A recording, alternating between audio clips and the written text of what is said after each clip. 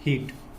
तो आज हम बात करेंगे हीट के बारे में। प्रीवियस लेक्चर में हम वर्क को कंप्लीट कर चुके हैं और उसमें सारी प्रोसेस को देख चुके हैं कि हम वर्क एडियाबैटिक में कैसे निकालते हैं, आइसोबारिक में कैसे निकालते हैं, आइसोकोरिक में कैसे निकालते हैं।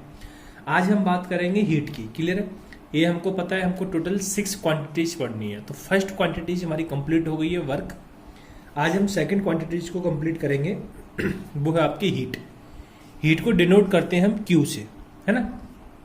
तो सबसे पहले वैसे तो डेफिनेशन हम इसकी लिख चुके हैं कि हीट क्या है, कि energy transfer due to difference in temperature, है ना। टेम्परेचर डिफरेंस की वजह से जो एनर्जी ट्रांसफर होता है उसको हम क्या बोलते हैं, हीट। तो इतनी तो हम बात कर चुके हैं पहले, फिर भी डेफिनेशन लिख लेते हैं यहाँ पे। Energy transfer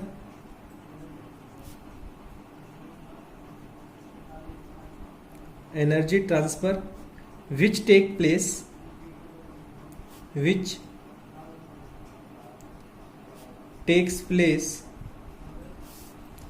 because of temperature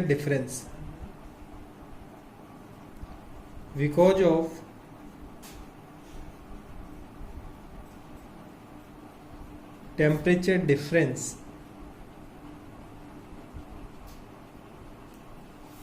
है ना, उसको हम क्या बोलते हैं, हीट। ठीक है। Energy transfer which take place because of temperature difference is called heat, है ना। और सेकंड पॉइंट हम क्या लिख सकते हैं कि हीट ऑलवेज फ्लो होती है higher temperature to lower temperature, है ना। इसके लिए मैं आपको एक एग्जांपल भी दिया था रॉड वाला, है ना, कि अगर आप रॉड को गर्म करते हो तो पहले जिस साइड से आप गर्म कर रहे हो वहां टेम्परेचर ज्यादा होता है, फिर वो धीरे धीरे ऊपर की साइड आता है ना। तो वहां से ही पता चलता है कि हीट ट्रांसफर होती है, heat transfer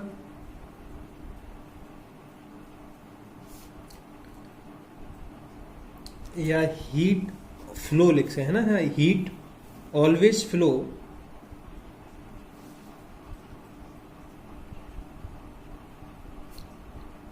from high temperature to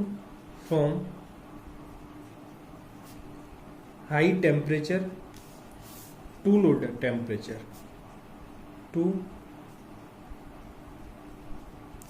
temperature clear है? तो ये तो बात हुई हीट की। अब जब इसमें हमने बोल दिया कि दो टेम्परेचर है हमारे पास, कौन सा, कि हीट कब फ्लो करेगी, जब हमारे पास दो टेम्परेचर होंगे। तो एक टेम्परेचर मान लिया हमने T1, दूसरा टेम्परेचर मान लिया T2। अब जो T1 टेम्परेचर वो हम मानते हैं कि सराउंडिंग का टेम्परेचर है। ये किसका है, एक T1 और एक T2। T1 को माना है सिस्टम का टेम्परेचर है, और T2 है आपका सराउंडिंग का टेम्परेचर है। क्लियर है? तो यहाँ पे दो टेम्परेचर हमने मान रखे हैं। अब इन दो टेम्परेचर के बेसिस पर हम यहाँ पे 3 पॉसिबिलिटी बना सकते हैं। क्या? एक पॉसिबिलिटी है कि T1 ज्यादा हो T2 से। क्लियर? दूसरी पॉसिबिलिटी क्या है कि T1 लेस देन हो T2 से, और एक लास्ट पॉसिबिलिटी है कि T1 इक्वल टू T2 हो। तो सर आप इससे बताना क्या चाह रहे हो, अभी बताते हैं। अब हम यहाँ पे बात ये करना चाह रहे हैं कि यहाँ पे वर्क कौन कर रहा है, मतलब हीट कहाँ से रिलीज हो रही है। ये कंडीशंस हैं, इनसे हम फाइंड करेंगे हीट कहाँ से कहाँ रिलीज हो रही है। जैसे T1 ग्रेटर देन है T2 से, डेट मीन्स सिस्टम का टेम्परेचर ज्यादा है किससे, सराउंडिंग के टेम्परेचर से, क्योंकि T2 माना है हमने सराउंडिंग को। क्लियर है? तो यहां से हम ये बोल सकते हैं कि जो हीट रिलीज होगी वो किससे होगी, बाई द सिस्टम होगी, है ना, क्योंकि सिस्टम का हीट क्या है, ज्यादा है। तो ये हम बात कर चुके हैं, टेम्परेचर डिफरेंस की वजह से एनर्जी इसमें ट्रांसफर हो रही है, और कहां से होती है, higher temperature to lower temperature. तो हायर टेम्परेचर किसका है, सिस्टम का। तो यहां हम क्या बोलेंगे, heat released by the system, क्योंकि सिस्टम का टेम्परेचर क्या है, यहां पर ज्यादा है। क्लियर है? सेकेंड यहां पे हम क्या बोलेंगे, जब T2 ज्यादा है, T2 डेट मीन सराउंडिंग का टेम्परेचर, है ना, ज्यादा है, तो यहां पे बोलेंगे heat gain by system, heat gain by system. अब बोले सर ये क्या बोल दिया आपने, देखो या तो सराउंडिंग आपका क्या करे, रिलीज करे, तो उसे रिलीज करेगा तो फिर ले कौन रहा है, सिस्टम ले रहा है। तो इसलिए अपन दूसरे वे में इसको ये भी बोल सकते हैं हीट गेन बाई सिस्टम। जैसे इसको हम और क्या बोल सकते थे, हीट गेन बाई सराउंडिंग। इस वाले को और क्या बोल सकते थे, हीट गेन बाई सराउंडिंग। क्यों, क्योंकि हायर टेम्परेचर सिस्टम का है तो कहाँ जा रहा है, सराउंडिंग में जाएगा। अपन दो चीजों को लेके मान चल रहे हैं, एक सिस्टम है एक सराउंडिंग है, ये जैसे माना है हमने। तो जब सिस्टम का टेम्परेचर ज्यादा है तो सिस्टम तो रिलीज कर रहा है, तो दूसरी तरफ ये भी तो सोचो कि उसे गेन कौन कर रहा है, सराउंडिंग। तो हम इसको और क्या बोल सकते हैं, हीट रिलीज बाई सिस्टम को हीट गेन बाई सराउंडिंग ऊपर वाले केस में। तो दूसरे इस केस में इसलिए मैं क्या लिख दिया, heat gain by system. System gain कर रहा है डेट इज T1 कम है, तो रिलीज कौन कर रहा होगा, T2। तो इसको और क्या लिख सकते हो, heat release by surrounding. Clear है, ठीक है। जब दोनों ही सेम हो गए तो इसको हम क्या बोलेंगे, थर्मल इक्विलिब्रियम। थर्मल इक्विलिब्रियम का मतलब क्या है, जहां पर टेम्परेचर सेम हो जाए, ठीक है। अब हम अब हम इसके आयुपेक साइन कन्वर्जन की बात कर लें ना, कन्वेंशन की बात कर लें कि आयुपेक ने इसके लिए साइन कन्वेंशन क्या बोला है, साइन कन्वेंशन ऑफ हीट, ठीक है। तो अब देखो, जैसे माना कि ये मेरे पास क्या है, एक सिस्टम है, ये क्या है मेरे पास, एक सिस्टम। क्लियर है, यहां पे ये सिस्टम है और मैंने यहां से कि ये एरो बनाया ऐसे, इसका मतलब क्या है, मैं इस सिस्टम में हीट दे रहा हूं, यानी कि इस सिस्टम की हीट क्या कर रहा हूं, मैं एब्जॉर्ब करा रहा हूं। ऊपर से एरो इधर आ रहा है, इधर सिस्टम के अंदर आ रहा है ना, और एक एरो जा रहा है सिस्टम से बाहर की तरफ, ठीक है। तो ऊपर वाले सिस्टम का मीनिंग क्या हुआ कि heat absorb by the system, absorb by the system, कि अपन ये हीट एरो इधर आ रहा है, मतलब हीट अपन सिस्टम के अंदर दे रहे हो, तो उसको अपने क्या बोला, heat absorb by the system. और इसको हम डिनोट करते हैं पॉजिटिव साइन से, इक्वल लगा के मैं यहां लिख दे रहा हूं, आपको यहां लिखना है पॉजिटिव साइन से।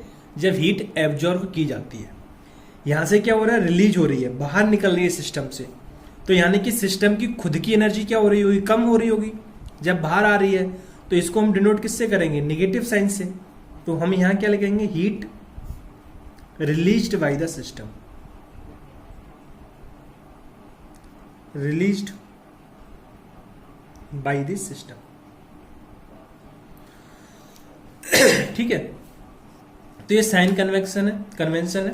तो आपको ये चीज पता होना चाहिए कि हीट एब्जॉर्ब का मतलब है पॉजिटिव, सिस्टम का टेम्परेचर बढ़ रहा है, आप उसको हीट दे रहे हो, और ये एरो बाहर जा रहा है, that means negative, heat release हो रही है। क्लियर है। अब इसमें आपको जैसे एग्जांपल में दिया जो क्वेश्चन में यूज होता है ना, तो क्वेश्चन में आता है, वहां बच्चे कंफ्यूज हो जाते हैं। कंफ्यूज ये हो जाते हैं कि वो क्वेश्चन में सिर्फ लिख देगा हीट इन्वॉल्व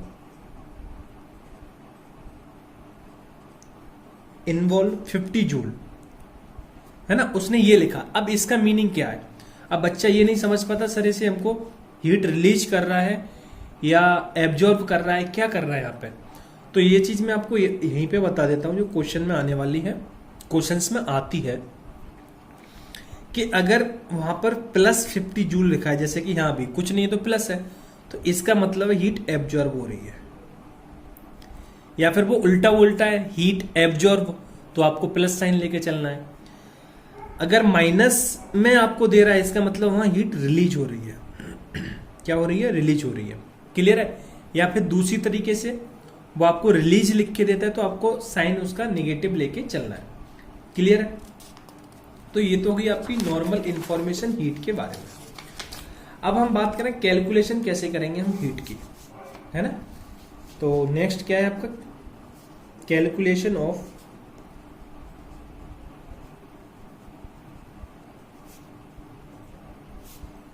हीट। क्वेश्चंस में आज हम कैलकुलेशन हीट का करना सीखेंगे। इसके 2 मेथड है कैलकुलेशन करने के, है ना। बट इसमें से एक जो मेथड है ना, उसका अपन 99.99% यूज करते हैं, जो कि आपको एक बार बता भी चुका हूं, है ना। बट 1% जो भी 0.00% जो भी बच रहा है 0.01%, तो उसको भी अपन क्या करेंगे, वो किस मेथड से करते हैं उसके बारे में बात करेंगे। तो सबसे पहले कैलकुलेशन ऑफ हीट, इसके दो मेथड है अपने पास। There are two methods to calculate heat। अरे यार ऐसा क्यों कर रहा है। There are two methods to calculate heat. Clear है। तो यहाँ पे अगर हम इसके दो मेथड्स की बात करें तो वो दो मेथड्स कौन से हैं। फर्स्ट मेथड है हमारे पास by using first law of thermodynamics. by using first law of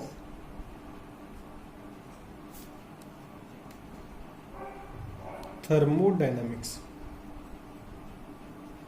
that is फ्लॉट। सॉरी, है ना। इसका हम 99.99% केस में इसी का हम यूज करने वाले हैं क्वेश्चंस में कैलकुलेट करने के लिए, फर्स्ट लॉ ऑफ थर्मोडायनेमिक्स का। तो अभी जैसे मैं बोला, इसमें क्या चीजें थोड़ा इंटर रिलेटेड है एक दूसरे से। आपका फर्स्ट लॉ तो अभी आगे आने वाला है, बट मैं इसका फॉर्मूला से आपको पहले इंट्रोड्यूस करा चुका हूं। तो फॉर्मूला इसका होता है delta U equal to Q plus का डब्ल्यू। ये आपका फर्स्ट लॉ ऑफ थर्मोडायनेमिक्स। अब ये कैसे आता है तो इसका डेरिवेशन हम आगे देखेंगे, बट मैं जैसे कि बोल रहा, ये चैप्टर पूरा इंटर रिलेटेड है एक दूसरे से। सॉरी। तो आपको कुछ चीजें पहले ही जान के चलनी पड़ेंगी।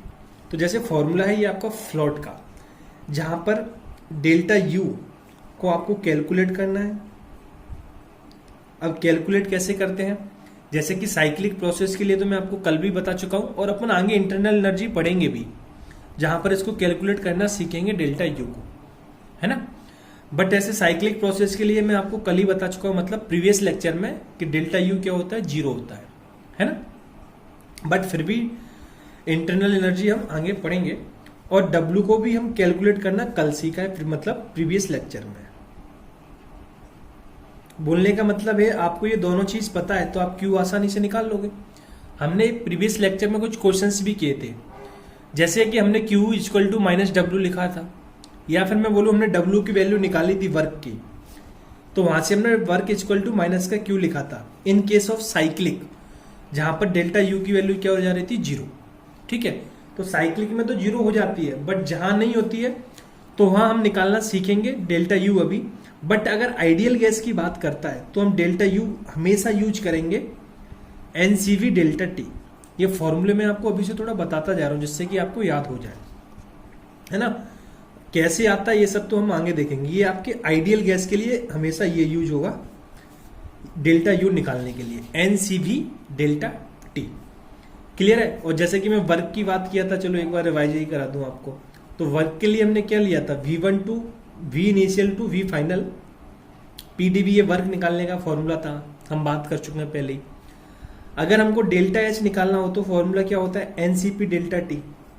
ये आपका कहां से, किसके लिए वैलिड है, ये भी आइडियल गैस के लिए, ओनली आइडियल गैस के लिए। और हम इस चैप्टर में जो बात करने वाले, मैं बार बार आइडियल गैस क्यों नाम ले रहा हूं, क्योंकि इस चैप्टर में हम 99% बात करने वाले हैं आइडियल गैस के लिए, क्योंकि हमको सिलेंडर के अंदर चीजों को पढ़ना है। तो सिलेंडर में हमको गैस ही फिल करके देखना है, ठीक है, वो भी आइडियल गैस की बात करेंगे। सेकंड चीज, कुछ 1% जो बची है उसमें हम बात करते हैं केमिकल रिएक्शंस के बारे में, ठीक है। तो जितनी भी आइडियल गैस की बात करेंगे वो तो हमको इनसे ही निकालना है ना। ठीक है, तो ये फॉर्मूले आप अभी से याद रख सकते हो, और आगे भी ये अभी आएंगे जहां पर इनको ड्राइव भी करेंगे कैसे आते हैं, ठीक है। तो एक तरीका तो ये हुआ आपका क्या, क्यू निकालने के लिए, डेट इज हीट निकालने के लिए। अब हम सेकंड तरीके की बात करते हैं, जिसपे अपन हार्डली मान लो 1% जो क्वेश्चंस आपके पूछे जाएंगे, बाय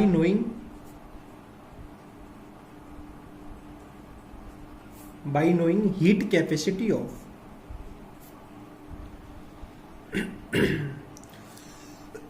सॉरी, अरे यार, capacity of, bye knowing heat capacity of process. Heat capacity process, है ना।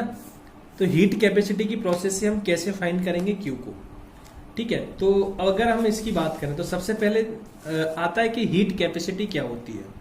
तो जैसे अगर हम बात करें तो जनरली हमारे पास 3 टाइप की हीट कैपेसिटी होती है।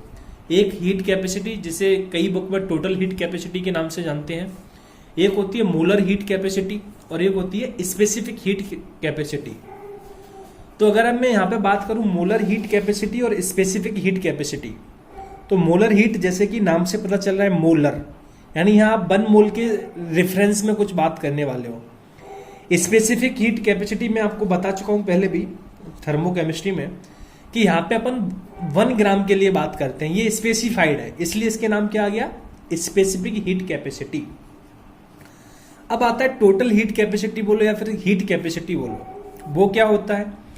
तो जैसे कि अपन ने मोलर में बोला 1 मोल के लिए, स्पेसिफिक में बोला 1 ग्राम के लिए, तो टोटल बोल रहे हैं डेट इज ये अपन कंप्लीटली सब्सटेंस के लिए बात करेंगे, एक सब्सटेंस के लिए बात करेंगे, ठीक है।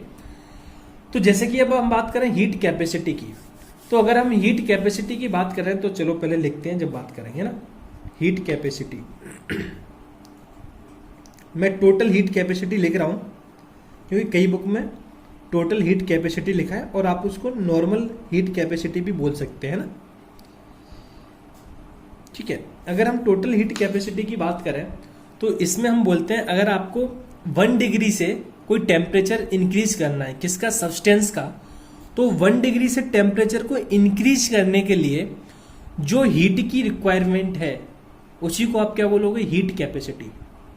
अगर मैं मोलर हीट कैपेसिटी की बात करूं तो 1 मोल ऑफ सब्सटेंस को 1 डिग्री से इंक्रीज करने के लिए, समझ रहे हो ना, 1 मोल आपने कोई 1 मोल सब्सटेंस लिया, उसके टेम्परेचर को 1 डिग्री से इंक्रीज करने के लिए जितनी हीट रिक्वायर्ड है उसको आप मोलर हीट कैपेसिटी बोलोगे। सेम फॉलो होगा किसके लिए, स्पेसिफिक हीट के लिए।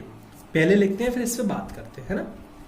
टोटल हीट कैपेसिटी, तो इसकी बात करें तो heat required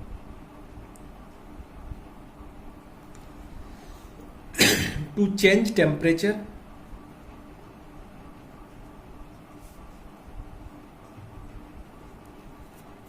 heat required to tend बोल रहा हूं यार, to change temperature of substance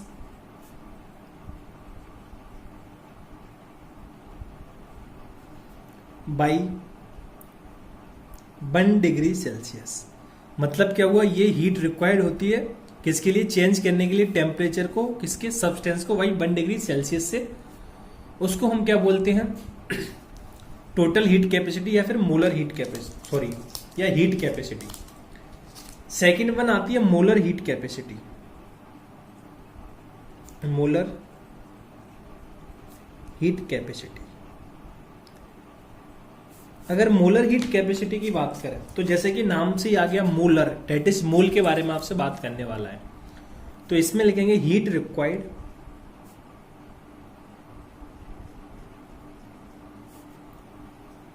to change temperature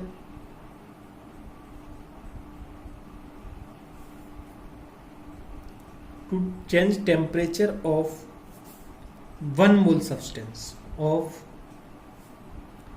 1 mole of substance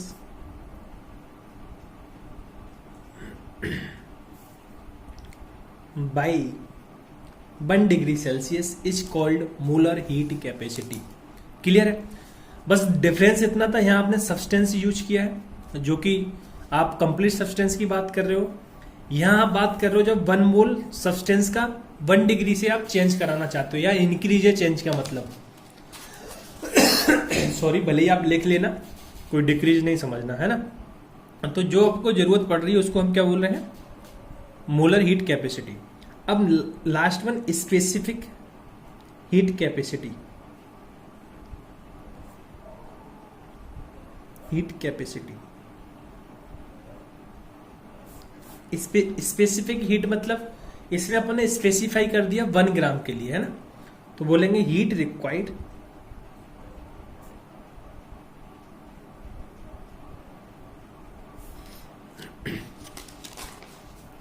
to change temperature, heat required to change temperature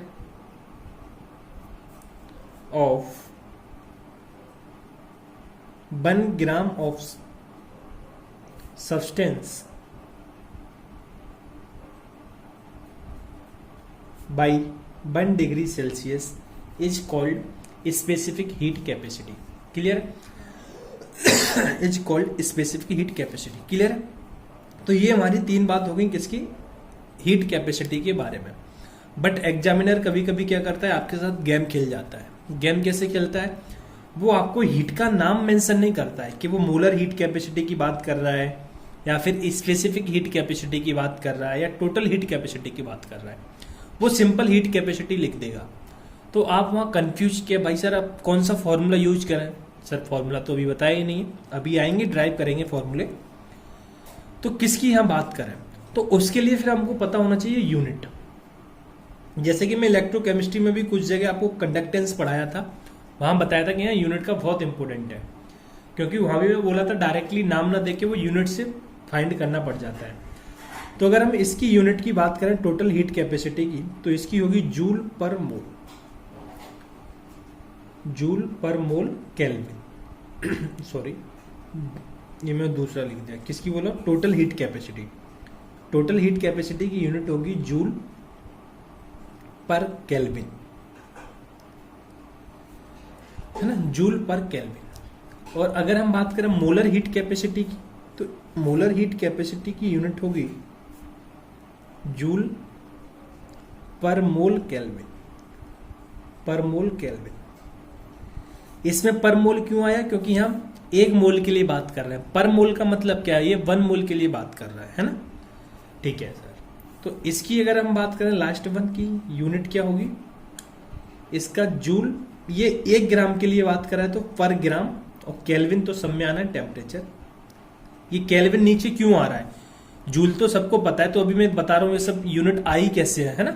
थोड़ा मतलब वेट करो, उसी पे आ रहे हैं अपन। अभी ये यूनिट है जो कि इंपॉर्टेंट है। अच्छा, केल्विन की जगह आपसे डिग्री सेल्सियस भी अगर टेम्परेचर की बात करें तो बोल सकता है, लेकिन फिर वहां यूनिट मेंशन होगी। जनरली आपसे केल्विन पूछा जाएगा तो वही यूनिट हमने यूज की है। अगर नॉर्मली अगर हम हीट कैपेसिटी की बात करें तो जनरली इसका मीनिंग क्या है? हीट कैपेसिटी का जनरली मीनिंग क्या है? जनरली इसका मीनिंग होता है कि अमाउंट ऑफ हीट रिक्वायर्ड, मतलब आपको 1 डिग्री सेल्सियस, मतलब बोलूंगा यहाँ जब डिफाइन ना करें, अननोन के लिए बात करें तो कि amount of heat required, amount of heat required to raise temperature, raise मतलब increase, to raise temperature by dt degree Celsius. तो जनरली जो हीट कैपेसिटी का मीनिंग है वो क्या होता है? Amount of heat required to raise temperature by dt degree Celsius. मतलब dt कोई टेम्परेचर बोल दिया, क्यों? टेम्परेचर डिफरेंस हो रहा है ना। अभी अपन बात करेंगे 1 डिग्री के लिए, क्योंकि सारी चीज जो डिफाइन है वो 1 डिग्री के लिए डिफाइन है। जैसे कि अपन ने यहाँ बात की है तीनों हीट कैपेसिटी में। तो बोल रहा है कि अगर आप dt यानी टेम्परेचर डिफरेंस, आप कितने डिफरेंस से इंक्रीज करने जा रहे हो। तो अभी तो मैं आपको पहले ही बता दिया 1 की बात कर दिया 1 डिग्री के लिए, है ना? तो यहाँ पहले क्या dt लिया था, है ना? तो amount of heat required to raise temperature by dt degree Celsius, तो वो लगा था dq। कितना? dq माना उनने, है ना? डेरिवेशन बता रहा हूं उसकी कैसे आता है। अब यहां से आपको dt टेम्परेचर को राइज करने के लिए पता है कि dq हीट की रिक्वायरमेंट है। तो अब यहां से 1 डिग्री सेल्सियस को टेम्परेचर राइज करने के लिए आप निकाल सकते हो। मैं इस चीज को यहां लिख दे रहा हूं, है ना? 1 डिग्री सेल्सियस को राइज करना है तो क्या हो जाएगा? dq by dt। ये dt कहां चला जाएगा? नीचे। उम्मीद करता हूं इतना तो सबको आता है। जैसे मैं बोला कि आपके पास 50 रुपए के 10 केले आते हैं, तो मैं पूछा 1 केले की कीमत कितनी है ना? तो इतना तो सब बता देंगे कि भाई 5 है ना? तो सेम चीज यहाँ पे कि dt टेम्परेचर इंक्रीज करने के लिए dq की रिक्वायरमेंट है, तो 1 डिग्री के लिए क्या करना पड़ेगा? dq से डिवाइड कर देगा। आपने 5 कैसे निकाला? 10 आए 50 में, तो 1 कितने में आएगा? 50 बाई 10 डेट इज 5। है ना। तो यहीं तो ये किया, dt में dq की जरूरत है तो 1 डिग्री सेल्सियस के लिए आप उससे डिवाइड कर दोगे। तो मैं यहां से सीधा ये बोल सकता हूं, मैं इस पेज पे आ रहा हूं, क्या बोल सकता हूं कि हीट कैपेसिटी को अपन डिनोट करते हैं C से, है ना। तो मैं यहां से ये बोल सकता हूं C इजकल टू dq/dt, है ना। ये dq/dt यहां से आ गया, ठीक है। अब मैं इसको साइड कर देता। तो यहां से हमने बात कर ली कि C इजकल टू dq/dt, ये आपके पास फॉर्मूला आ गया हीट कैपेसिटी का। क्लियर है। अब यहां से देखो dq/dt, अब यहां से हम क्या क्या इस चीज को लिख सकते हैं। पहली बात मैं यहां से dq हमको तो कैलकुलेट करना है, हम पढ़ क्या रहे हैं हीट, हमको फाइनली तो q की वैल्यू निकालना सीखना है, तो हमको तो वहां जाना है। तो मैं यहां से dq equal to c dt कर सकता हूं। क्लियर है, क्या c dt। अब आप देखो यहां पे c dt, तो ये तो हो गया हीट कैपेसिटी और dt यानी टेम्परेचर डिफरेंस। तो इसे मैं मान लिया कि टोटल हीट कैपेसिटी कुछ नहीं लिखा, तो ठीक है। अगर मैं बात करूं मोलर हीट कैपेसिटी के लिए, तो आप क्या लिखते, यहीं से मोल्स के लिए आप क्या लगा देते n, क्योंकि मोलर हीट कैपेसिटी की बात कर रहा है, और यहां भी क्या लिख देते cm, है ना, जिससे पता चले ये मोलर हीट कैपेसिटी है और मोल्स के लिए बात कर रहा है, तो यहां n लगा दिया dt, है ना। अब आ जाते हैं हम स्पेसिफिक हीट कैपेसिटी। कहां है ये रहा स्पेसिफिक हीट कैपेसिटी। तो स्पेसिफिक हीट कैपेसिटी को हम क्या लिखते हैं msdt। अभी बता रहा हूं ये कैसे लिखते हैं। वैसे तो उनको फिजिक्स में पता है आपको कि msdt कैसे आता है, फिर भी कि आप मान लो स्पेसिफिक कोई मास दे दिया तो उसमें मास आ रहा है ना, तो मास और s यानी स्पेसिफिक। तो जैसे आपने 9th-10th क्लास में पढ़ा होगा कि वाटर इतने ग्राम ऑफ वाटर दिया है, उसकी स्पेसिफिक हीट आपको निकालनी है। तो आप क्या करते थे, आपको जो टेम्परेचर दिया है, मान लो टेम्परेचर दिया है, उसका आप क्या लेते थे, टेम्परेचर डिफरेंस लेते थे, और जो मास होता था उससे मल्टीप्लाई कर देते थे स्पेसिफिक हीट से, जो कि एस की जो वैल्यू है वो आपको क्वेश्चन में दे रखी रहती थी, है ना। तो यहां से हम क्या निकालेंगे dq। अब देखो ये एक रिलेशन भी हो गया, तो अब dq के लिए ये आपके पास ये फॉर्मूला भी आ गया, dq इक्वल टू ये आपका क्या है total heat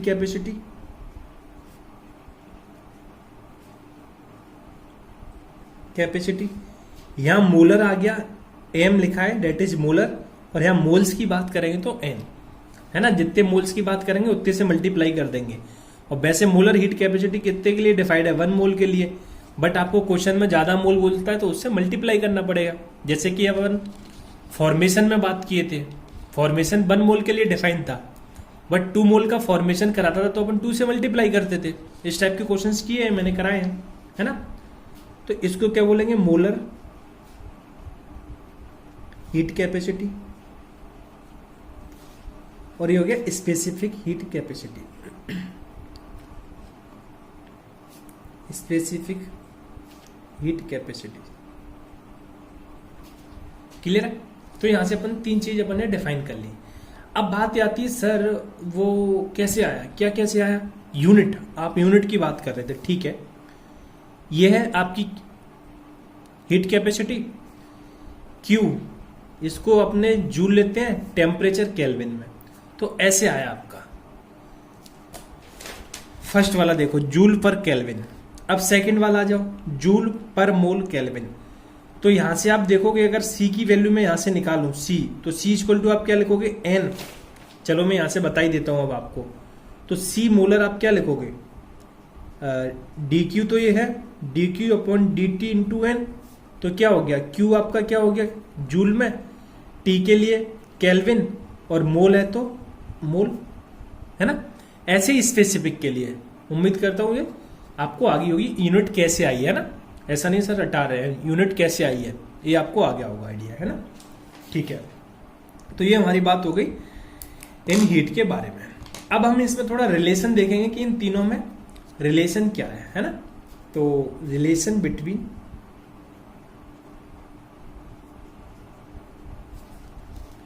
heat capacity, heat capacity का मतलब यहां मेरा टोटल हीट से ही है ना, molar heat capacity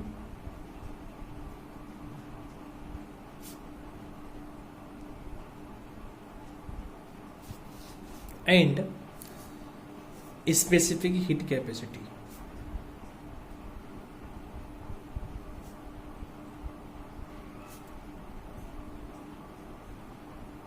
specific heat capacity, clear. तो इसमें हमको रिलेशन निकालना है, इनमें रिलेशन क्या है, ठीक है। तो फर्स्ट ऑफ ऑल हमने हीट कैपेसिटी को C बोल रखा है, ठीक है, और मोलर हीट कैपेसिटी को, अब देखो रिलेशंस क्या आते हैं। सबसे पहले यहां से इन सब में dt कॉमन आएगा, तो मैं ये बोल दूं इसको अभी हटा दो, ये आया ना सब में डेल्टा क्यू की वैल्यू, तो यहां से आप dt सबका काट सकते हो ना कॉमन लेके, ठीक है। तो यहां से क्या आ जाएगा, C equal to molar heat capacity NCM और MS। ये क्या आ गया, तीनों में रिलेशन आ गया, ठीक है। कि तीनों क्या हो जाएंगे, पहली बात तो इक्वल हो जाएंगे, dt तो सब में कॉमन आ रहा है तो आपने क्या किया, कट कर दिया, ठीक है। समझ रहे हो ना, अगर मैं बोलूं इस पूरी इक्वेशन को dt से डिवाइड कर दो, इसको भी हटा दो, क्योंकि हम बात कर रहे हैं इन तीन की, ठीक है, इन तीन की, या फिर समझ गए ना। और वैसे भी इस आप यहाँ dq लो लगा दो तो ये तीनों कट गए, डिवाइड कर दिया, तो dq इक्वल टू क्या आ गया, dq बाई सॉरी dt करेंगे यहाँ, अगर dt से डिवाइड करेंगे तो क्या आएगा, dq by dt that is c। तो वही तो यहाँ लिख रहे हैं हम, c NCM और MS, है ना। तो बस मैंने उसको एक स्टेप ना बना के सीधा लिख दिया है, समझ में गए हो गए, है ना, ठीक है। अब हम बात कर रहे हैं इनके रिलेशन की, तो अब आ जाओ ऊपर, dq इक्वल टू हमने लिखा था c dt equal NCM dt equal MS dt, ठीक है। अब हम वैल्यू निकालनी है Q की, तो इंटीग्रेशन कर देंगे इन सबका, ठीक है। अब देखो टेम्परेचर आपका कैसा था, स्टेट फंक्शन, डेट मीन्स यहां पर लिमिट लगा देंगे T1 टू T2, या फिर बोलो T initial to T final, जैसा भी आप लेना चाहो। सेम इधर भी टेम्परेचर है तो T1 टू T2, इधर भी dt है तो T1 टू T2। अब किसी किसी के मन में आ रहा होगा सर यहां क्यों नहीं ले रहे आप लिमिट, तो देखो भाई हम बात कर चुके हैं कि हीट और वर्क दो पाथ फंक्शन है, तो पाथ फंक्शन तो पाथ पे डिपेंड करेंगे, वो इनिशियल और फाइनल पॉइंट पे डिपेंड नहीं करते हैं, समझ रहे हो ना। इसलिए हमने यहाँ लिमिट नहीं ली है। ऐसे ही हमने प्रीवियस लेक्चर में वर्क में भी लिमिट नहीं ली थी, क्योंकि वर्क भी आपका कैसा है, पाथ फंक्शन है। तो अगर आप इसका अब इंटीग्रेशन करेंगे तो डी क्यू का क्या हो जाएगा, Q इक्वल टू, अब C है यहाँ कॉन्स्टेंट, है ना। एक्चुअली में C कॉन्स्टेंट होता नहीं है, यानी कि हीट कैपेसिटी है वो टेम्परेचर चेंज होने पर चेंज होता है, बट उसमें इतना माइन्यूट चेंज होता है कि हम उसको कंसीडर नहीं करते हैं, ना तो नीट में करते हैं और ना ही जेई और एडवांस में करते हैं। इसका मतलब क्या है कि थोड़ा सा चेंज होता है उसमें मतलब डिफरेंशिएट होता है टेम्परेचर पे, बट नीट के जितने भी क्वेश्चंस हैं और एडवांस के जितने भी क्वेश्चंस हैं तो वहाँ एनटीए ने कोई भी मतलब उसमें कांस्टेंट मान के ही चला है, तो अपन भी उसको कांस्टेंट मान के चलेंगे, क्लियर है। तो सी को मैंने क्या किया, बाहर निकाल दिया। अब dt का इंटीग्रेशन क्या होगा, t, तो हम लिमिट पुट करेंगे, अपर लिमिट माइनस का लोअर लिमिट। तो अब मैं डायरेक्टली लिख रहा हूँ ये चीज, है ना, क्योंकि मैं कई जगह बार बता चुका हूँ इंटीग्रेशन इनका। ऐसे यहाँ पे कॉमन क्या आ जाएगा, NCM, dt का इंटीग्रेशन t होगा तो अपर लिमिट माइनस का लोअर लिमिट, ये लिमिट पुट करते हैं। सेम इसका MS कॉमन आ गया, अपर लिमिट माइनस का लोअर लिमिट। समझ रहे हो ना dt का इंटीग्रेशन, अरे यार dt का इंटीग्रेशन क्या होता है, t लिमिट क्या है T1 टू T2, तो इसको आप कैसे लिखते हो, अपर लिमिट माइनस का लोअर लिमिट। तो सब में dt का ही इंटीग्रेशन होना है, इसलिए c को इन सबको कांस्टेंट माना है, मैंने बाहर लिख लिया है। अब बोलेंगे सर हमको यहाँ दिख रहा है, तो मैं बोल तो रहा हूँ बाहर मानना है कांस्टेंट है, नहीं तो एक स्टेप और लिखने का कोई मीनिंग नहीं है, मीनिंगलेस है ना। तो अब ये आ गया आपके पास फाइनली इसका रिलेशन। अब ये आपको फाइनली याद रखना है, जिसका आपके क्वेश्चंस में यूज होना है, ठीक है। उम्मीद करता हूँ आपको चीजें समझ में आ रही होंगी सारी की सारी। तो यहां तक हमारी ये बात हो जाती है हीट कैपेसिटी की, यानी कि हम Q जो 1% क्वेश्चन है उनका किससे निकालेंगे, इससे। समझ रहे हैं, यहां से Q निकालेंगे, और नहीं तो 99% किससे निकालेंगे, फर्स्ट लॉ ऑफ थर्मोडायनेमिक्स। ठीक है, और अब देखो आपको करना क्या है, देखो जितने भी फॉर्मूले होते जा रहे हैं, मैं फिर से बोल रहा हूँ, आपको ये फॉर्मूले साथ ही साथ याद करते जाना है। हार्डली अगर आप देखोगे तो इस चैप्टर में 15 अप्रोक्स 15 फॉर्मूले होंगे, वो भी एक सीक्वेंस वाइज है ना। तो अभी आपको आसानी से याद हो जाओगे। जब चैप्टर पढ़ने के बाद फिर आप बाद में कभी याद करने बैठोगे तो नहीं होगे, क्योंकि आप सीक्वेंस भूल चुके होगे।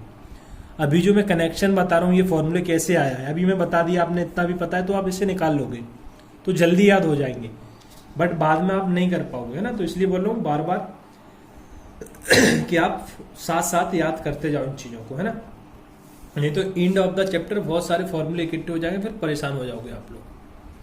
अब हम बात करेंगे जो प्रोसेस है जो डिपेंडेंट है हीट कैपेसिटी पे, उनकी बात करते हैं ना। प्रोसेस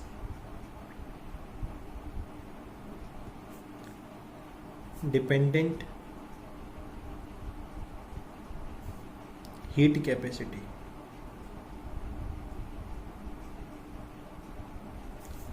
तो हम प्रोसेस की बात करें तो फर्स्ट है आइसोथर्मल प्रोसेस। अगर हम आइसोथर्मल प्रोसेस की बात करें तो आइसोथर्मल नाम से पता चल गया, और मैं पहले भी बता चुका, इसलिए वो चीजें सब पहले बता चुका हूं कि इसमें टेम्परेचर क्या हो जाएगा, कांस्टेंट। ठीक है, डेल्टा टी, जब टेम्परेचर कांस्टेंट हो गया तो डेल्टा टी की वैल्यू कितनी हो जाएगी, 0। और ये सब जीरो वगैरह कैसे होती है ये सब मैं पहले समझा चुका हूं आपको। अब मैं पूछा इसकी हीट कैपेसिटी कितनी होगी ये बताओ, तो जिन लोगों को पुराना याद है उनने अभी तक निकाल लिया होगा, तुरंत बोल देंगे सर इनफाइनाइट। अब इनफाइनाइट कैसे, हीट कैपेसिटी का फॉर्मूला क्या है, C = dQ/dt। क्लियर है, तो यहां से भाई C = dQ/dt, जब डेल्टा टी 0 तो dt भी क्या होगा, 0 होगा। अब ये कैसे होगा, ये सब तो मैं प्रीवियस लेक्चर्स में सिखा चुका हूं। ठीक है, तो ये 0 हो गया तो 1/0 क्या होता है, इनफाइनाइट। तो कितनी होगी इसकी हीट कैपेसिटी, इनफाइनाइट। यानी कि आइसोथर्मल प्रोसेस में हीट कैपेसिटी कितनी होगी, इनफाइनाइट। ये तो हो गया एक न्यूमेरिकल टाइप में, पर सोचो नहीं सर हमको तो थोड़ा फील दिलाओ, फील कैसे करवाओगे इसको। देखो, तो फील आप इसको ऐसे कर सकते हो, जैसे आइसोथर्मल बोला तो आइसोथर्मल का मतलब क्या है, तो उसका टेम्परेचर कांस्टेंट ही रहना है। अब आप उसमें कितनी भी हीट दो, हीट कैपेसिटी का मतलब ये तो हीट रिक्वायर्ड है टेम्परेचर को इंक्रीज करने के लिए। अब आप बोलो जो सिस्टम आपके पास आइसोथर्मल है, तो आप अब उसमें कितनी भी हीट दो, आप मान लो 10, 20, 30, 40, 50, 100, कितनी भी दो, समझ रहे हो ना। तो कितनी होगी, इनफाइनाइट दे दो, तो क्या उसका टेम्परेचर चेंज होगा, नहीं होगा। क्यों, क्योंकि आइसोथर्मल बोल दिया वो तो कांस्टेंट है, अगर टेम्परेचर चेंज हो गया तो वो आइसोथर्मल कहाँ बचा, समझ रहे हो ना। तो आप कितनी भी हीट दे दो, कितनी में आप इनफाइनाइट ले लो, बट उसका टेम्परेचर चेंज नहीं होगा, इसलिए भी आप बोल सकते हो इनफाइनाइट आएगा। समझ रहे हो ना, जैसे बोला ये सिस्टम है आइसोथर्मल है। अब आप इसमें कितनी भी हीट दो, कोई 10 जूल दे रहा है, कोई 50 जूल दे रहा है, कोई 100 जूल दे रहा है, बट भाई आइसोथर्मल है तो इसका तो टेम्परेचर चेंज ही नहीं होगा ना। तो इसलिए हमने बोला कैसा होगा, इन्फिनिटी होगी। क्लियर है, ठीक है। अब जैसे नेक्स्ट प्रोसेस की हम बात करेंगे, एडियाबैटिक प्रोसेस।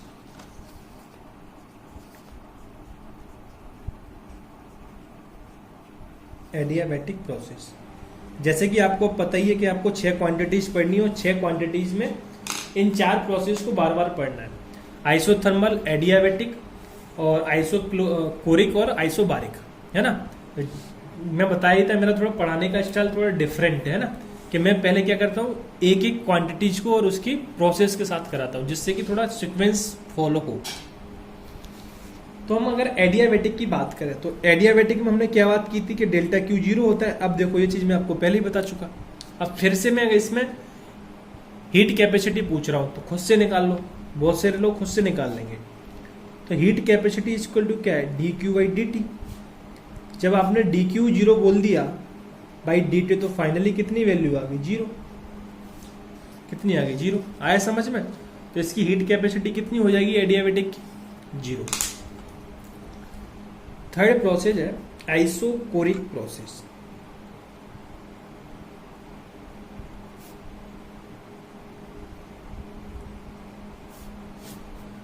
अगर आइसोकोरिक प्रोसेस की बात करें, आइसोकोरिक का मतलब क्या है? Volume constant. तो सबसे पहले C is equal to dQ/dt। Clear? अब यहां से इनने बोल दिया है कि वॉल्यूम कांस्टेंट है, आइसो यानी सेम, कोरिक यानी वॉल्यूम। तो यहां से मैं इसे ये लिख सकता हूं CV। CV का मतलब क्या है कि at volume constant, volume constant पर हीट कैपेसिटी। और यहां से मैं लिख सकता हूं dQ/dt V। इसका मतलब क्या है? ये वॉल्यूम कांस्टेंट पे है। और यहां से मैं अब इसे और क्या लिख सकता हूं? dQV/dt। ठीक है। अब सर कोई कोई बोला होगा सर आपने ये टेम्परेचर के साथ V क्यों नहीं लिखा? देखो भाई, टेम्परेचर के साथ लिखने का तो कोई मतलब ही नहीं है। क्यों? क्योंकि टेम्परेचर तो आपका स्टेट फंक्शन है, तो पता ही है तो dt की वैल्यू किस पे डिपेंड करने वाली है? इनिशियल और फाइनल स्टेट पे।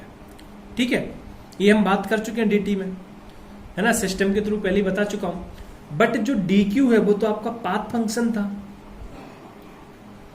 क्या था? पाथ फंक्शन था। बट अभी आपने क्या किया?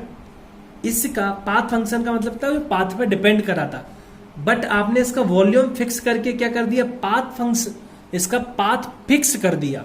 समझ रहे हो ना? वॉल्यूम कांस्टेंट करके इसका पाथ आपने फिक्स कर दिया। तो सर पाथ फिक्स कर दिया तो इसका मतलब क्या है? तो अभी आ रहे हैं उसका मतलब क्या है। यहां पे अगर ये पाथ फिक्स हो गया dq, तो यहां से हम अब इसको क्या बोलते हैं? dq इजकल टू du, ये बोल सकते हैं। मतलब इसका मीनिंग ये हुआ कि हीट एट कांस्टेंट वॉल्यूम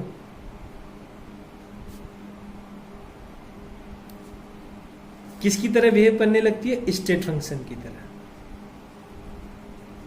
किसकी तरह बिहेव करेगी? स्टेट फंक्शन की तरह। सर ये कैसे? हम समझे नहीं। तो अभी 2 मिनट रुक जाओ, अभी इसको प्रूव भी करके बताते हैं आपको, है ना, कि कैसे करती है। आपको फ्लॉट का नाम सुना है? First law of thermodynamics.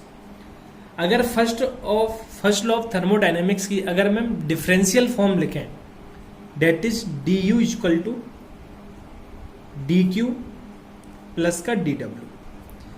But अभी अपन ने क्या बोला है? कंडीशन क्या है कि वॉल्यूम कांस्टेंट है, तो मैं यहां dv लिख दूं। क्लियर है? ठीक है। अब एट वॉल्यूम कांस्टेंट पे वर्क डन क्या होता है? 0। आ गया ना याद? w इक्वल टू माइनस का pdv। जब वॉल्यूम कांस्टेंट कर दिया, डेट इज dv 0 कर दिया, तो w की वैल्यू क्या हो गई? 0। तो ये 0 हो गया। तो यहां से आप देखोगे du इक्वल टू क्या आ गया? dqv। यही तो हमने लिखा था डायरेक्टली। तो ये आपका यहां से ये आता एक्चुअली में यहां से है। और यहीं से अब देखो, अब du आपका कैसा है? State function.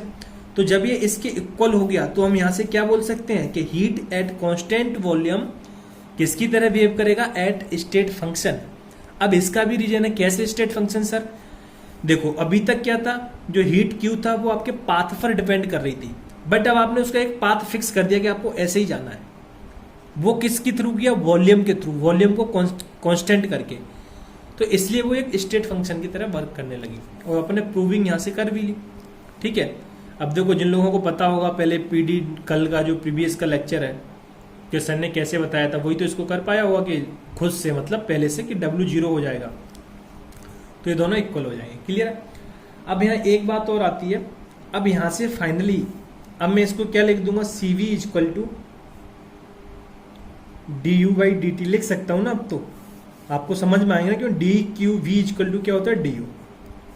ठीक है। एक ये आपके पास फॉर्मूला आ गया। ये फॉर्मूला आपको याद रखना है, क्योंकि आपको du की वैल्यू देके CV की वैल्यू पूछ सकता है क्वेश्चन में, और dt भी दिया होगा, है ना। अब बात आती है CV क्या है यहाँ? तो CV आपका molar heat capacity at constant volume. Molar heat capacity at constant volume. Clear? CV क्या है? Molar heat capacity at constant volume. अगर आपको मोलर हीट कैपेसिटी पूछता है कांस्टेंट वॉल्यूम पे, तो अब आप आसानी से यहां से कैलकुलेट कर लोगे। क्लियर है? ठीक है। अब देखो ये प्रोसेस पता होना चाहिए, जब भी क्वेश्चन आसानी से हो पाएंगे। अब लास्ट प्रोसेस है आइसोबारिक।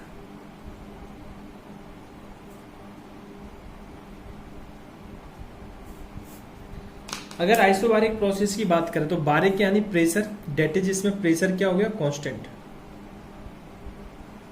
प्रेशर क्या हो, कांस्टेंट। तो सेम ऊपर वाले की तरह करेंगे इसमें। अब इसमें लिखेंगे dq/dt, ये तो आपका नॉर्मल फॉर्मूला हो गया। अब प्रेशर कांस्टेंट बोला है तो मैं यहाँ Cp लिख दूंगा और dq/dt, प्रेशर कांस्टेंट हो यहाँ P। सेम ऊपर वाले की तरह, बस वहां वॉल्यूम था, यहाँ क्या हो जाएगा, प्रेशर, तो dp/dt। क्लियर है। और यहाँ पे ये dq इसको dq एट कांस्टेंट प्रेशर, इसको हम लिख सकते हैं डेल्टा H। अब ये कैसे आएगा, तो ये आपका फ्लोट से मतलब फर्स्ट लॉ ऑफ थर्मोडायनेमिक्स से ड्राइव नहीं होता है। ये हम आगे इसको सीखेंगे ड्राइव कैसे होता है, बट अभी आपको डायरेक्टली इसको ये लिख लेना कि ये ds होता है। एट कांस्टेंट वॉल्यूम पर हीट जो आपकी Q की जो वैल्यू है वो डेल्टा H की इक्वल होगी। अब वो कैसे आएगी वो अपन आगे देखेंगे, आगे के आने वाले लेक्चर्स में, है ना। ठीक है, जैसे हमने ये प्रूव कर दिया ना कि du इक्वल टू dq होता है, ऐसे इसको भी प्रूव करेंगे कि dqp इक्वल टू dh होता है, बट ये आने वाले लेक्चर में करेंगे अभी, है ना। ठीक है, तो मैं यहाँ से फाइनली ये लिख सकता हूँ क्या, dp equal to cp equal to dh/dt, क्योंकि इसकी जगह में डेल H पुट कर दिया है। क्लियर है, ठीक। और ये है कहाँ पर, P यानी प्रेशर में। ठीक है, अब यहाँ पे Cp क्या है, ये भी आपकी मोलर हीट कैपेसिटी है, मोलर हीट कैपेसिटी, बट ये कहां पर है, at constant pressure.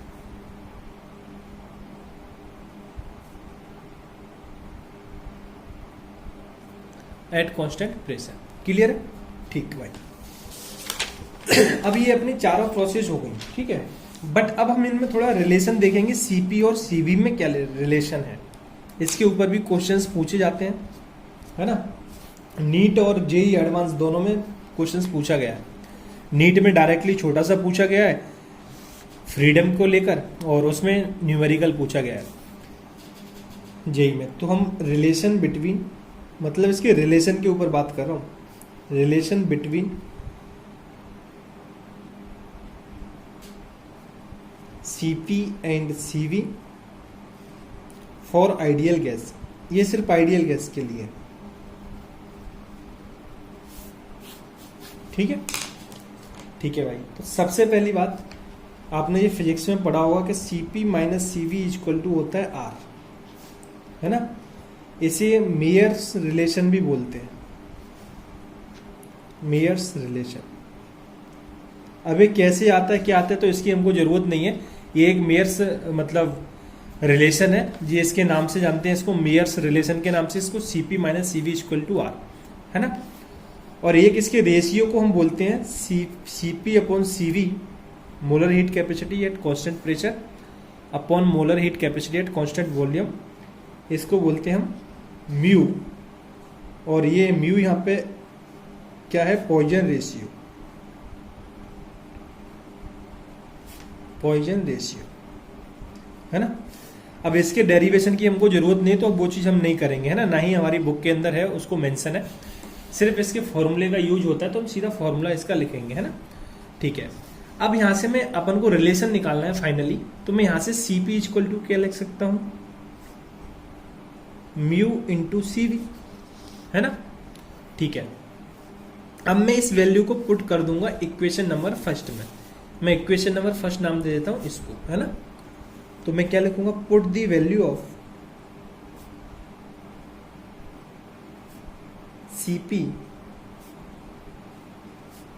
In the equation first, है ना, इन द इक्वेशन फर्स्ट। दिख क्यों नहीं रहा है,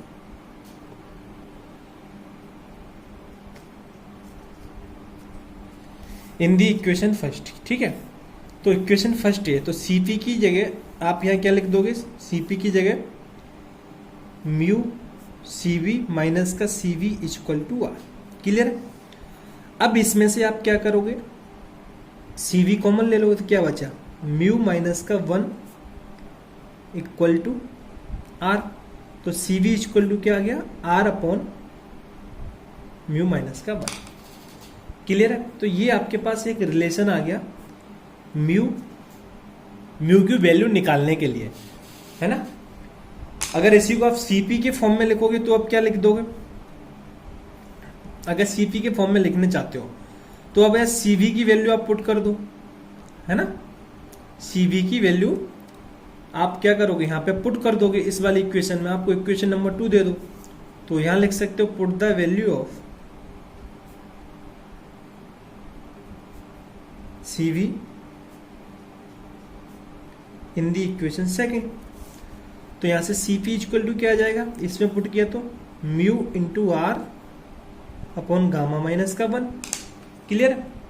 तो ये आपके पास यहां से आप दोनों की वैल्यू निकाल सकते हो। अब बात ये आती है फिजिक्स में, तो इस म्यू के लिए एक रिलेशन भी बताते हैं कि 1 प्लस का 2 अपॉन एफ, है ना। तो ये रिलेशन अपन को भी काम आएगा, फिजिक्स में आप लोगों ने सुना होगा। ये एफ क्या है यहाँ पे, डिग्री ऑफ फ्रीडम। एफ क्या है, डिग्री ऑफ फ्रीडम। फ्रीडम मतलब randomness, degree of freedom. Clear है? अब देखो इस डिग्री ऑफ फ्रीडम की जो वैल्यू है वो आपको याद रखनी है, डिफरेंट गैस के लिए डिफरेंट होती है। डिफरेंट गैस का मतलब क्या है, मोनो एटॉमिक के लिए अलग होंगी, डाई एटॉमिक के लिए अलग होंगी, पॉली एटॉमिक के लिए अलग होंगी, है ना। ठीक है, तो हम अगर बात करें मोनो एटॉमिक के लिए, mono atomic gas, mono atomic का मतलब जैसे हीलियम हो गया, नियोन हो गया, आर्गन हो गया, है ना, ये आपकी मोनो एटॉमिक गैस है जो कि स्टेबल भी है। तो इनके लिए डिग्री ऑफ फ्रीडम होता है 3, दैट इज एफ की वैल्यू होती है 3। अब एफ की वैल्यू से आप गामा की वैल्यू निकाल सकते हो। कैसे? यहां पे अगर आप गामा की वैल्यू आपको निकालना है तो गामा इक्वल टू आप क्या लगोगे, 1 प्लस का 2/3, दैट इज कितना हो गया, 5/3। एलसीएम लोगे तो 3 + 2 5/3। क्लियर है? तो यहां से आपने गामा की वैल्यू निकाल दी। अब जब गामा की वैल्यू आ गई तो बस आप सीवी की वैल्यू निकाल लो, सीवी की यहां से निकालोगे। ठीक है, आर की जगह कुछ नहीं है तो आर पुट कर दिया, गामा की जगह 5/3 पुट करोगे -1, है ना, 5/3 -1। तो यहां से फाइनली CV इक्वल टू कितना आ जाएगा आपके पास, ये आप R अपॉन ये कॉमन लिया 3 तो बचा 2/3, तो फाइनली CV इक्वल टू कितना आ गया, 3R/2, 3R/2। क्लियर है? अब मैं सारे की कैलकुलेशन ऐसे नहीं करूंगा, एक ही करके बता रहा हूं। और CP की वैल्यू आप कहां से निकाल लोगे, इसमें वैल्यू पुट करोगे तो आपके लिए जो वैल्यू आएगी वो आएगी 5R/2। क्लियर है? ये देखो, उम्मीद करता हूं समझ में आया होगा। मैंने इस फॉर्मूले में पहले वैल्यू पुट किया गामा की तो आपके पास ये आ गई, इस फॉर्मूले में आप वैल्यू पुट करोगे गामा की तो आपके पास ये वैल्यू आ जाएगी CP की। क्लियर है? ठीक है, वैल्यू आपको पुट करना है, बार बार ये बच्चों की तरह नहीं बताऊंगा क्योंकि इतनी कैलकुलेशन तो आपको आती है। ठीक है, तो ये तो हो गई मोनो एटॉमिक के लिए। अच्छा, किसी के मन में ये आ सकता है सर ये degree of freedom 3 mono atom के लिए कैसे आता है, तो एक तरीके से हम बोल सकते हैं ये ट्रांजिशनल डिग्री ऑफ फ्रीडम होता है along the x axis, by axis and Z axis. समझ रहे हो ना कि ये गैस आपकी S axis, by axis and Z axis, तीनों एक्सिस में जो इसका ट्रांजिशनल डिग्री ऑफ फ्रीडम बोलते हैं इसको, है ना। ठीक है, हालांकि जरूरत नहीं है वो सब क्या है ना, क्योंकि वो अपने में इतना डीप में नहीं है, बस हल्का सा इस फॉर्मूले का यूज है। सेकंड अपन बात करेंगे डाया एटॉमिक गैस के लिए।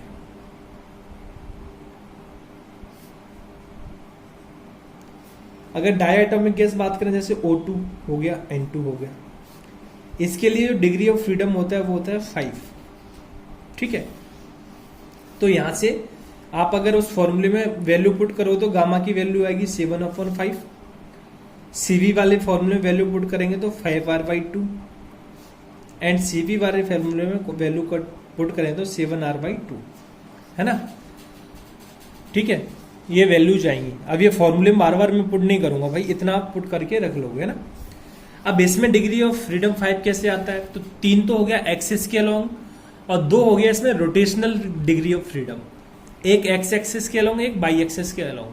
मतलब ये हुआ, ये तो एटॉमिक है ना, जैसे O और O ऐसे है ना, तो इसमें एक रोटेशनल होगा ना, वो डिग्री ऑफ फ्रीडम। तो एक एक्स एक्सिस के अलोंग और एक बाई एक्सिस के अलोंग, तो यहां से इसका आता है degree of freedom 5। Last one है पॉली एटॉमिक।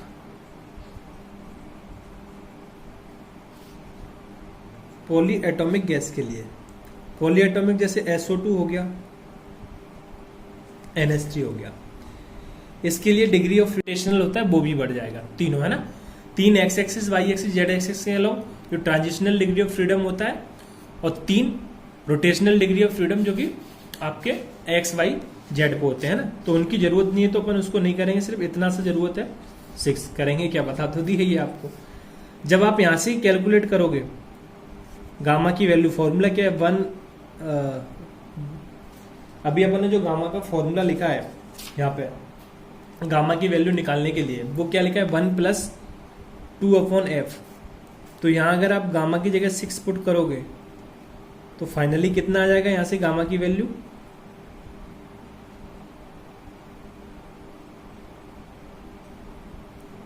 कितना हो गया ये 3, 3 दूनी 6, 7 8, 8/6 दैट इज 4/3। क्लियर है? ठीक। तो जब आप यहां से वैल्यू CV की निकालोगे तो 3R आएगी और CP की निकालोगे तो 4R आएगी।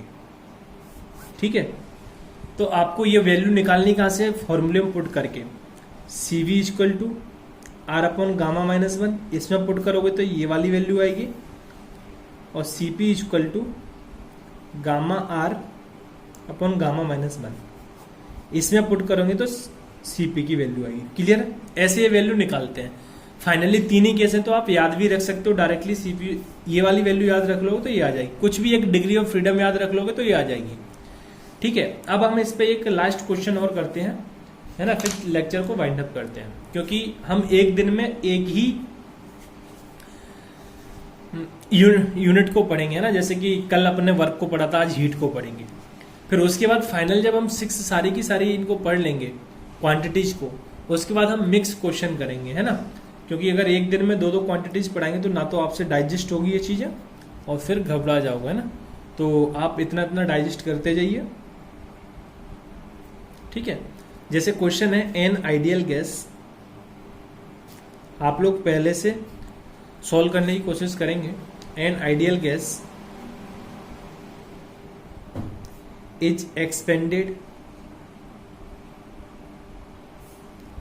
अगेंस्ट अ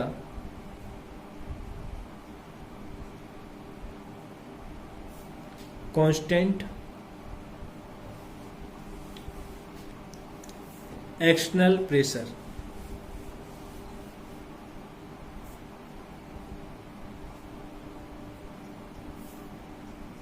of 5 बार, मतलब प्रेशर कांस्टेंट कर दिया कितना 5 बार, फ्रॉम 10 लीटर टू, ये L है, 10 litre to 110 liter if heat capacity of process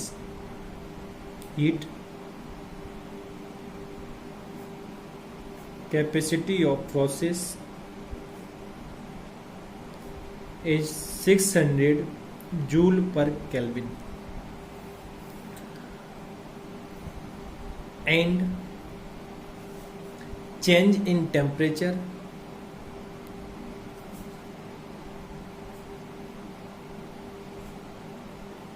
is 100 Kelvin, then calculate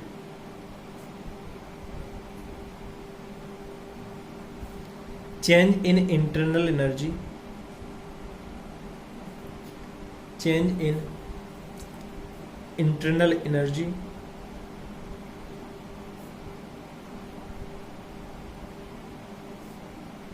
of gas. Clear? यानी कि आपको चेंज निकालना है इंटरनल एनर्जी ऑफ गैस, माने कि डेल्टा यू, है ना। हालांकि अपन इंटरनल एनर्जी अभी पढ़े नहीं है, आगे पढ़ेंगे आने वाली क्लासेस में, बट अब क्वेश्चंस में आया है तो वही मैं बोला कि एक दूसरे से इंटर लिंक है सारी चीजें। तो सबसे पहले आपने आइडियल गैस देखा, फॉर्मूला लगा दिया del U equal to NCV delta T. Clear है? आइडियल गैस देखते हैं, क्योंकि हम बात कर रहे हैं डेल यू के लिए, बट इस फॉर्मूले से तो इसकी वैल्यू आएगी ही नहीं। अब ऐसा क्यों नहीं आएगी? देखो समझने वाली बात क्या है कि क्वेश्चन में हमको बोला तो है आइडियल गैस, बट हमको ये डिफाइन नहीं किया ये मोनो एटॉमिक है, डाया एटॉमिक है, ट्राया एटॉमिक है, मतलब पॉली एटॉमिक है, कौन सी है ये तो हमको डिफाइन ही नहीं किया है। जब आपको यही नहीं पता ये कौन सी एटॉमिक है तो आप CV की वैल्यू कैलकुलेट नहीं कर सकते हो। डेट मीन्स ये फॉर्मूला यूज नहीं होने वाला है इसमें। ठीक है, तो फॉर्मूला फिर कौन सा यूज होगा सर? फॉर्मूला ये होगा DU equal to Q plus का W। अब ये फॉर्मूला तो यूनिवर्सल है, हम पहले ही बात कर चुके हैं, सब जगह लगेगा, बट अब इसके लिए आपको जरूरत पड़ेगी W की और Q की। क्लियर है? तो सबसे पहले आप कैलकुलेट करोगे वर्क। तो वर्क तो आपको कल ही कराया है, मतलब प्रीवियस लेक्चर में, PdV initial to final. Clear है? तो यहां से देखोगे work equal minus of pressure, उसने कांस्टेंट बोला है, एक्सपेंडेड अगेंस्ट है constant external pressure that is 5। तो प्रेशर तो पहले ही बोल चुका है आपको कितना लेना है 5, तो वो कांस्टेंट है, उसको इंटीग्रेशन के बाहर रख लो।